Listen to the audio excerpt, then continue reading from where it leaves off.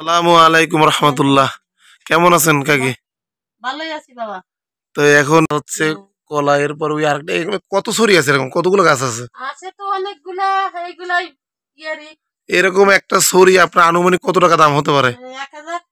মাশাল্লাহ, তাহলে এরকম যদি আপনার 100 লাগাইলে প্রায় হুম, লাখখানি। ঠিক তো আছে। তো ঠিক আছে, আলহামদুলিল্লাহ। তো আপনারা এইভাবে আর কি কি গাছ লাগাইছেন?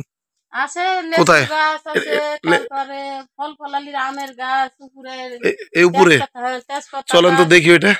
রংপুরা এটা মধ্যে ধরছিল মনে হয় কমলা, কমলা। ও আচ্ছা, এই যে কমলা। কমলা, ঠিক আছে, তো আলহামদুলিল্লাহ, আপনার তো অনেক ভালো গাছ লাগাইছেন। এই যে কমলা, এটার মধ্যে অনেক কমলা ধরছিল। ও আচ্ছা, এইটা হচ্ছে কমলা গাছ। হ্যাঁ, কমলা। ঠিক আছে, আর এটা হচ্ছে পেয়ারা গাছ, হ্যাঁ। এটা হচ্ছে আম গাছ, হুম, ওইটা হচ্ছে লিচু গাছ, হুম। তারপরে সুপারি গাছ, এরপরে হচ্ছে এই আ- দিক থেকে এ পাহাড় অঞ্চল।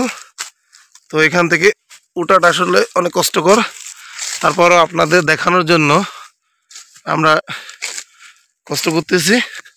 দেখেন কত কষ্ট করে তারা জীবিকা নির্বাহ করার জন্য কোথায় এসে থাকে।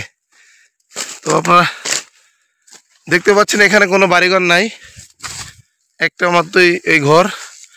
এটা এমন একটা পাহাড় অঞ্চল, এখানে আশেপাশে কোথাও কোনো বাড়িঘর নাই, অনেক গভীর। এই লিচু গাছ, তারপর ওই আম গাছ, তারপর এটা হচ্ছে কমলা গাছ, ইত্যাদি পেয়ারা গাছ। তো ওনারা অনেক কষ্ট করে। ওনাদের আরও একটা কৃষি বাগান আছে, তো ইনশাল্লাহ ওটাও একদিন দিব। তো আমরা আশা রাখতেছি